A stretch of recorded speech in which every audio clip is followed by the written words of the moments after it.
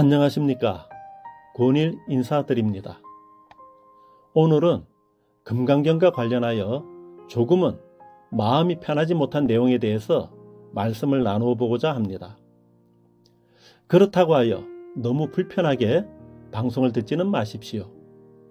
금강경을 더욱 환히 감동하는 가르침을 알아보자는 취지에서 말씀을 드리는 것이니 넓은 자비심으로 이해하고 들어주시면 고맙겠습니다. 금강반야 바라밀경, 금강경. 금강경은 불자라면 대부분 모두가 잘 알고 있는 대승불교를 대표하는 경전으로서 한국 불교의 장자 역할을 감당하고 있는 대한불교 조계종의 소위 경전이기도 하고 스님들도 항상 곁에 두고 수행의 지침서로 삼고 있으며 신도님들에게도 독송과 사경을 가장 많이 권장하고 있는 대표적인 경전이기도 합니다. 여기에서 소위 경전이라 하면 불교의 교학과 수행체계가 워낙 방대하면서도 다양한 까닭에 각 종파마다 수행을 위한 가장 기본적인 방향을 제시하고 그 종단이 지향하는 신행의 근간을 삼는 대표적 경전을 일컫는다고 할 수 있습니다. 그런데 참 이상한 일입니다. 서기 2009년에 출간한 조계종 표준 우리말 금강경에서는 금강경 제8분 의법 출생분에 등장하는 다음의 문장과 비슷한 내용으로 곳곳에서 금강경의 가르침을 찬탄하고 있습니다. 제가 금강경의 본문을 인용하여 몇 구절 읽어보겠습니다. 금강경 제8분 의법 출생분. 부처님께서 수부리 전자에게 묻습니다. 수부리여, 그대 생각은 어떠한가? 어떤 사람이 삼천대천세계에 칠보를 가득 채워 보시한다면 이 사람의 복덕이 진정 많겠는가? 수부리가 대답하였습니다. 매우 많습니다, 세존이시여. 왜냐하면 이 복덕은 바로 복덕의 본질이 아닙니다. 이러한 까닭에 여러께서는 복덕이 많다고 하셨기 때문입니다. 그러자 부처님께서 다시 말씀을 하십니다. 어떤 사람이 이 경의 사국에만이라도 받고 지니고 다른 사람을 위해 설해준다고 하자. 그러면 이 복이 저 복보다 더 뛰어나다 라고 하였습니다. 여기에서 이 복이 저 복보다 더 뛰어나다고 하는 말을 조금 더 쉽게 풀어서 설명해 드리면 어떤 사람이 삼천대천세계에 칠보를 가득 채워서 보시한 것보다도 금강경의 가르침 중에서 사국에만이라도 받고 지니고 다른 사람을 위해서 설명해 주는 공덕이 더욱 훌륭하다라고 말씀을 하시고 있는 것입니다. 이렇듯 금강경의 내용 중 금강경 제11분에서도 다음과 같이 공덕을 찬탄하고 있습니다. 선남자 선여인이 이 경의 사국에만이라도 받고 지니고 다른 사람을 위해 설해준다면 이 복이 저 복보다 더 뛰어나다. 그리고 금강경 제13분에서도 다음과 같이 공덕을 찬탄하십니다. 어떤 사람이 이 경의 사국에만이라도 받고 지니고 다른 사람을 위해 설해준다고 하자. 그러면 이 복이 저 복보다 더욱 많으리라.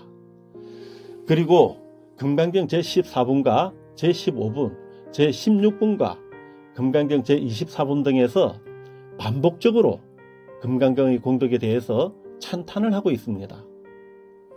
그리고 금강경의 가르침을 갈무리하는 금강경 제32분에서는 수부리여, 어떤 사람이 한량없는 아성기 세계에 칠보를 가득 채워 보시한다고 하자. 또 보살의 마음을 낸 어떤 선남자 선여인이 이 경을 지니되 사국에만이라도 받고 지니고 읽고 외워 다른 사람을 위해 연설해 준다고 하자.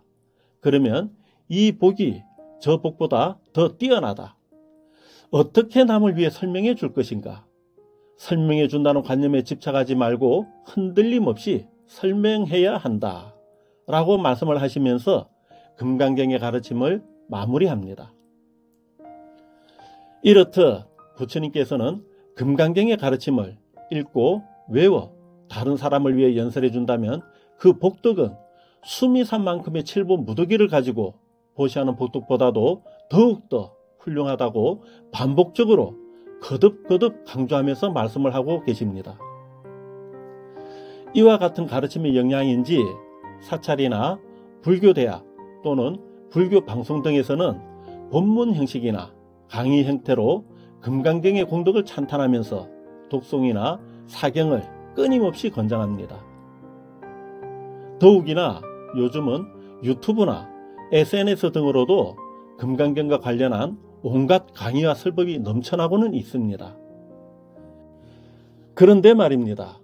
이렇게 많은 스님들과 교수나 법사들이 목이 터져라 강의하고 설법을 하면서 금강경의 가르침을 읽고 외워 다른 사람을 위해 연설해 준다면 그 복덕은 수미산만큼의 칠보 무더기를 가지고 보시하는 복덕보다도 더욱더 훌륭하다고 반복적으로 거듭거듭 강조하고 있음에도 불구하고 어찌하여 법회에 동참하고 강의를 듣고 공부하는 대부분의 불자 대중들은 그 가족과 친구와 이웃들에게조차 불법을 전달하지 못하는 것일까요? 어느 누군가는 이렇게 말합니다. 금강경의 뜻을 몰라도 계속 반복적으로 끊임없이 읽기만 하여도 그 공덕이 한량이 없다 라고 이야기하고, 또 누구는 사경을 얼마만큼 하면 소원이 성취된다 라고 이야기하고, 또 다른 누군가는 1천독, 만독, 10만독을 하게 되면 소원이 성취된다 라고 이야기합니다. 이렇듯 읽고 쓰고 외워서 성취하게 되는 공덕에 대하여 입에 침이 마르고 닳도록 찬탄을 합니다.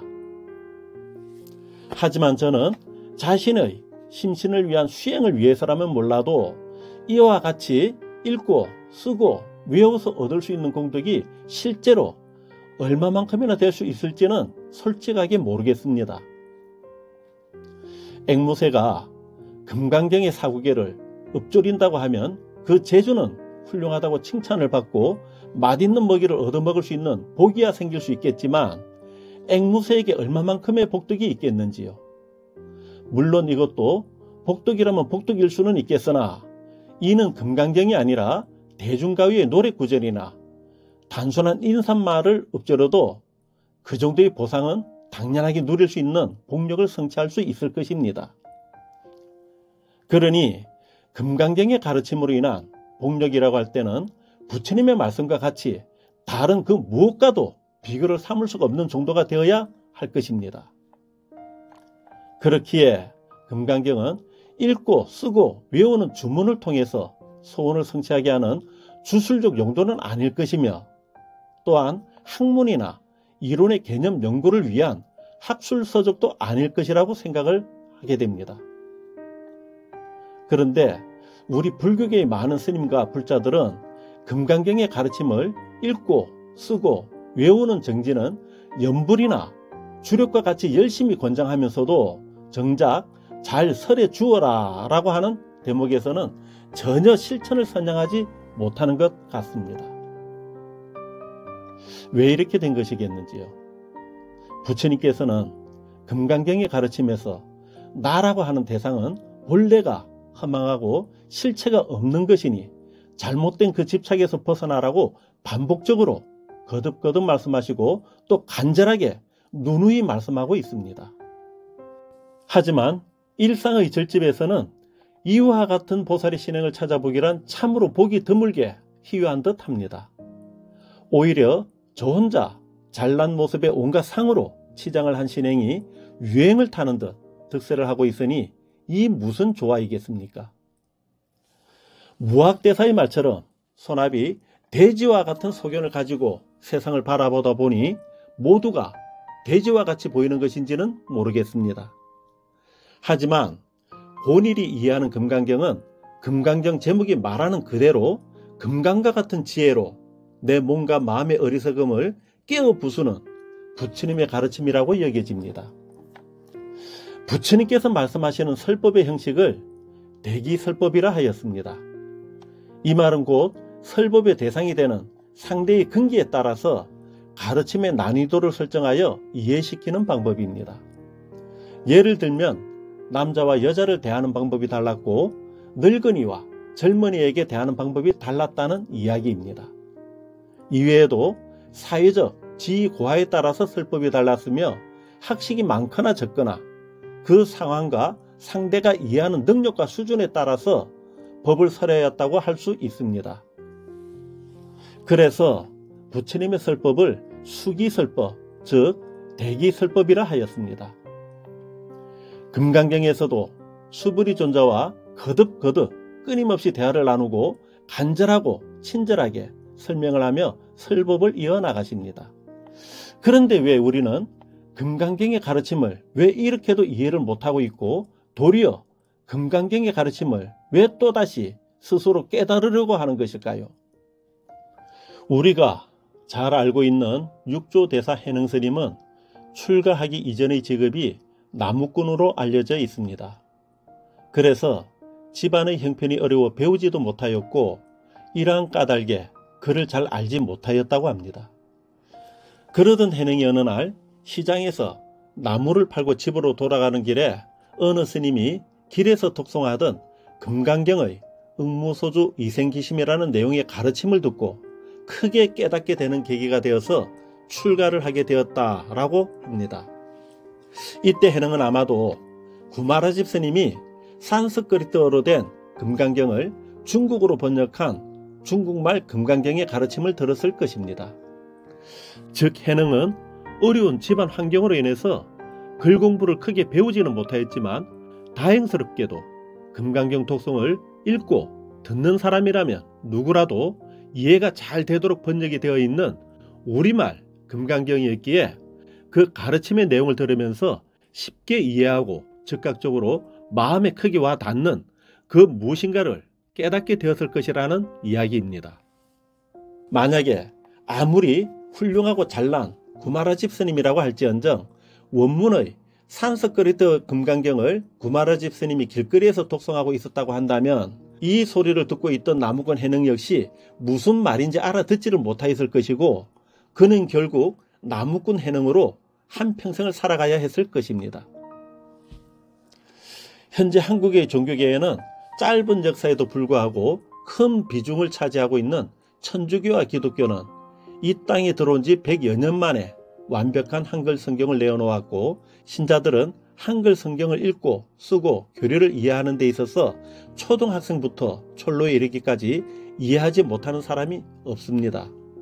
더욱이나 그 종교의 교리는 다소 생소할 수는 있겠지만 성경을 처음 읽어보게 되는 사람일지라도 성경의 내용이 무슨 말을 하고 있는 것인지는 알 수가 있습니다.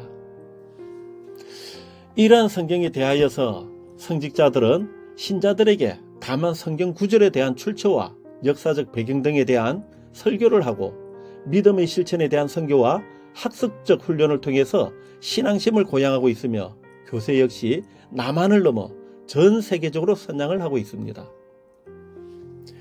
이러한 이교도에 반하여 우리 불교는 온갖 풍파와 난세를 극복하며 1700여 년의 세월을 굳건하게 이 땅을 지켜놓았으나 작금의 시절에서는 교세의 근간이 바람 앞의 등불과 같은 지경에까지 이르게 되었습니다.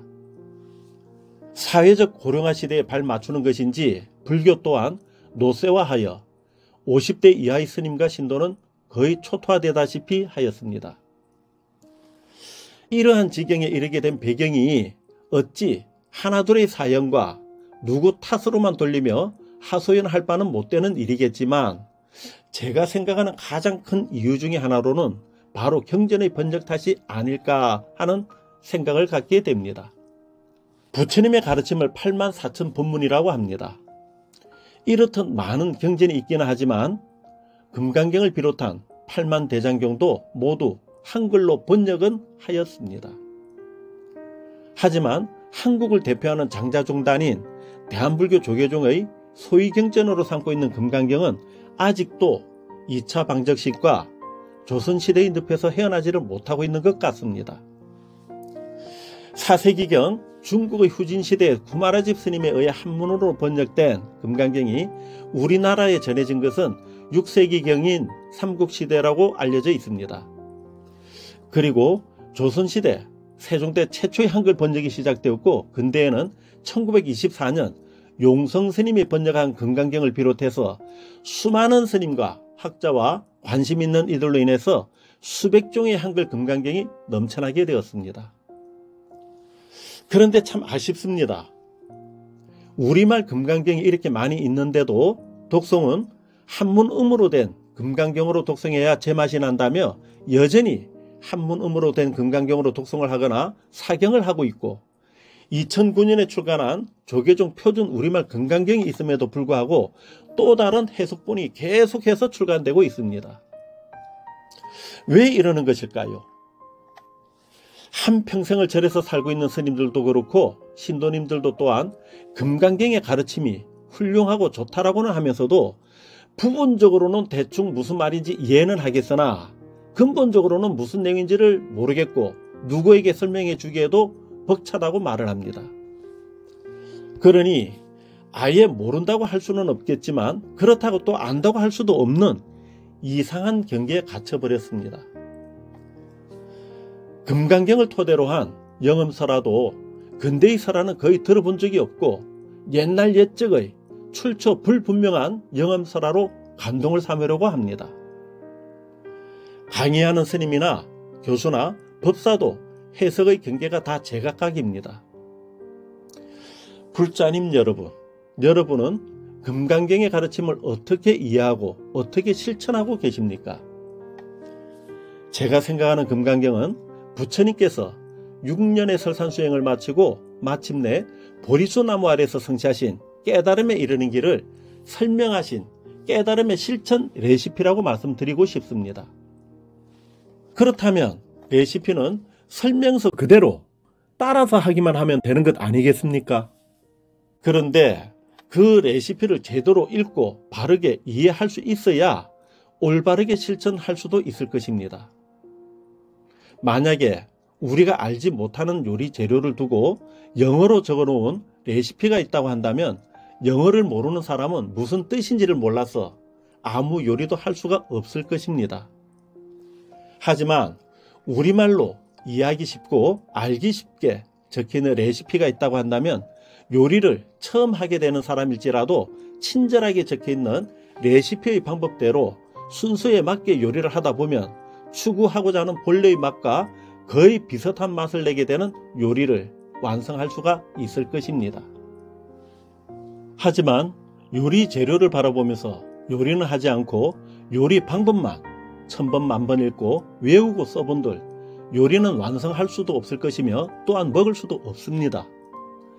그렇다면 금강경의 가르침을 항상 읽고 배우고 익혀서 실천하고 또 다른 사람을 위해 잘 설명해 준다면 그 복덕은 수미산만큼의 7부 무더기를 가지고 보시하는 복덕보다도 더욱더 훌륭하다고 하였는데, 그렇다면 소중한 내 부모님과 내 남편과 내 아내와 내 자녀와 내 친척과 내 친구와 내 이웃에게 가장 먼저 금강경의 가르침으로 해탈의 길, 열반의 길, 보살도의 삶을 선사하여야 하지 않겠습니까?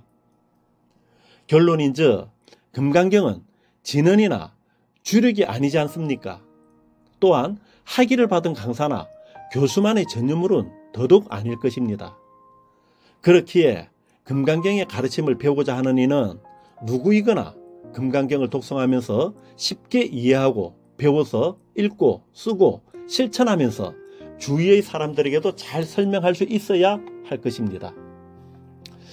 그래서 졸렬한 필력이긴 하지만 앞서 설명한 바와 같이 나름으로 이해하고 있는 금강경의 가르침을 누구나 이해하기 쉽도록 의역하여 깨달음의 실천 레시피 의역 금강경이라는 제목으로 출간을 하였습니다. 금강경의 가르침에 대하여 전문 강사와 같이 강의로 풀이를 하려고 하지 않고 금강경을 독송하면서 그나마라도 이해하고 실천하고자 하는 이들에게는 미력이나마 도움이 될 것이라 여겨집니다. 의역 금강경은 새불교 운동 채널에 독송전 선행 의식부터 본문 32분 그리고 독송 후 마무리 의식까지 총 34회에 걸쳐 나뉘어 올려져 있으며 전체 독송분도 함께 올려져 있으니 참고해 주시면 고맙겠습니다. 그리고 눈 밝은 선지식들이 이 방송을 보거나 듣게 되어 잘못된 부분이 있으면 언제든지 지적하여 바르게 선양할 수 있도록 도와주시면 고맙겠습니다. 감사합니다. 나를 위하고 우리를 위하는 전법의 삶. 삶의 길 잃은 누군가에게 다가서는 당신의 관심은 그 누군가에게는 다시 없는 소중한 부처님과의 인연이 되어 시방세계를 불국토로 장엄하는 주역이 될 것입니다. 이 얼마나 거룩하고 지중한 불연이겠습니까? 선지식들이여, 도반들이여, 불자들이여, 내가 아니면 누가 하고 지금 아니면 언제 하겠습니까? 자, 불법을 전하는 전도의 길 함께 합시다. 새불교 운동에 제안하고 싶은 내용이나 함께 공유하고 싶은 사연이 있으시면 언제라도 이메일과 카카오톡으로 연락 주십시오. 이메일 182x182x@gmail.com, 카카오톡 아이디 182-108. 감사합니다. 나무아미타불 관세음보살 지장보살 마하살.